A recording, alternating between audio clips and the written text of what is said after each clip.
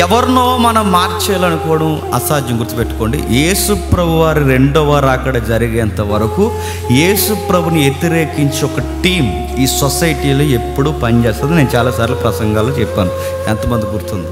ఎప్పుడు వ్యతిరేకంగా పనిచేసే ఒక టీం ఈ సొసైటీలో ఉంటుందండి, యేసుక్రీస్తు వారికి వ్యతిరేకంగా మాట్లాడేది. మనం ఏమనుకుంటామంటే వాళ్ళని మార్చేస్తామంటే, ఏం మార్చేస్తావు? నీ తలకి నిన్ను మార్చేస్తారా? ఏం మార్చేస్తావు? కొన్ని మత భేదాలు ఉంటాయి, ఒకసారి చెప్పు, రెండుసార్లు చెప్పు.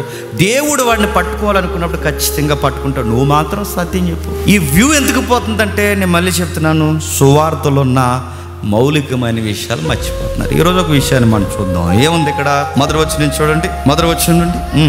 ఆదివారము తెల్లవారుచుండగా ఆ స్త్రీలు సిద్ధపరిచిన సుగంధ ద్రవ్యాలు తీసుకొని, బాగా వినండి, ఆదివారము తెల్లవారుచుండగా, రెజరెక్షన్ డే ఏ డే అండి? ఏ రోజు అండి? సండే. మనకు తెలిసిన కొంతమంది కుర్రగాళ్ళు, నేను కావాలని చెప్తున్నాను, రారా చర్చికి రారా అని చెప్తున్నాడు, రావట్లేదు, ఎక్కడ తిరుగుతున్నాడు. ఈ కుర్రగాడికి ఆడికి ఏం తెలియదండి, ఏమీ తెలియని ఒక కల్ట్ బోధ అబ్బింది ఇక్కడ ఈ రాజమండ్రిలో. కల్ట్ బోధ ఏంటి చెప్పిన? ఆదివారం నాడు ఆరాధించమని బైబుల్ ఎక్కడుంది? మరి ఇప్పుడు ఆరాధిస్తావురా? శనివారం ఆరాధిస్తానన్నాడు. శనివారం ఎలా అబ్బిందిరా నీకంటే? ఏదో జూయిస్ బోధ ఏదో అబ్బింది వీడికి. ఆ శాఖలు చూసారా, మోక శాఖలు, ఆ శాఖలు వీడు పడ్డాడు. నువ్వు ఎందుకురా సడన్ గా ఆదివారం రావడం మానేసావంటే వాడు ఏమన్నాడు తెలుసా?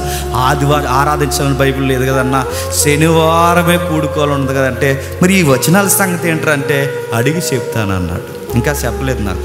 పోనీ వాళ్ళనైనా తీసుకురారా ఇక్కడికంటే వాళ్ళు రారంట. పోనీ కాన్ఫిడెన్స్ అయినా పెట్టరంటే వాళ్ళు ఎన్నరంట. నేను ఎందుకు ఈ విషయాలు నొప్పుతున్నా అంటే, కొన్ని విషయాలు ప్రతీది వివరించాలంటే ప్రతీది వివరించాలి. ఎందుకంటే ప్రతీది వివరించకపోతే అది ఏదో బయట నుంచి కొత్తగా కొన్ని విషయాలు వినబడితే అవి రైట్ అనుకుంటున్నారు. శనివారం ఆరాధించే ఆరాధకులు ఎవరంటే, కొన్ని బోధలు ఉన్నాయి, అది జూయిష్ నుంచి వచ్చింది.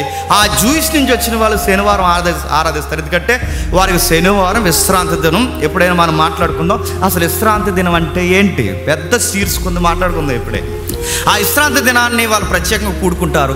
ఆ విశ్రాంతి దినాన్ని మనం కూడుకోవాలని కాదు, మన డే ఏంటో తెలుసా? మన ప్రత్యేకమైన రోజు మనకు సండే, పునరుద్ధాన దినం. అందుకే ప్రకటన గ్రంథం చదువుతున్నప్పుడు ఒక పదం ఉంటుంది, ఎప్పుడైనా చదివారు ప్రకటన గ్రంథం చదువుతుంటే, ప్రభు దినమందు నేను పరవశున్నై ఉన్నప్పుడు అని అంట.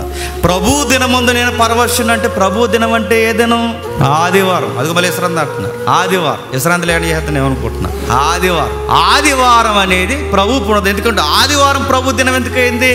ఆదివారము తెల్లవారుచుండగా చెప్పండి ఆయన లేచిండు. మరో మాట, ఇంకా మనకు స్ట్రాంగ్ విట్నెస్ కావాలి. ఎమ్మాయి మార్గంలో తన శిష్యులు నడిచిపోతూ ఉన్నప్పుడు మరొక రూపంలో ప్రభు అయిన యేసుక్రీస్తు వారు వారితో మాట్లాడాడు. వాళ్ళతో డిస్కషన్ జరుగుతుంది.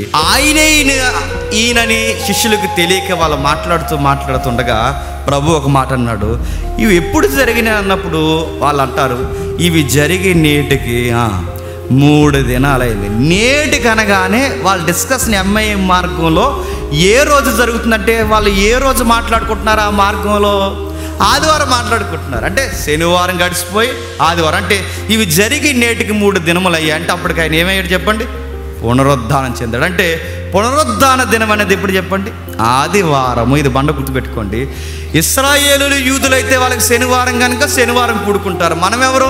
క్రైస్తవులం గనక మన నిరీక్షణ, మన ఆధారం ప్రభువును బట్టి ఉంది కనుక, ప్రభు ఆదివారం నాడు పునరుద్ధానం చెందాడు కనుక మనం ఎప్పుడు కూడుకుంటామంటే ప్రభు దినం అంటే ఆదివారం నాడు మనం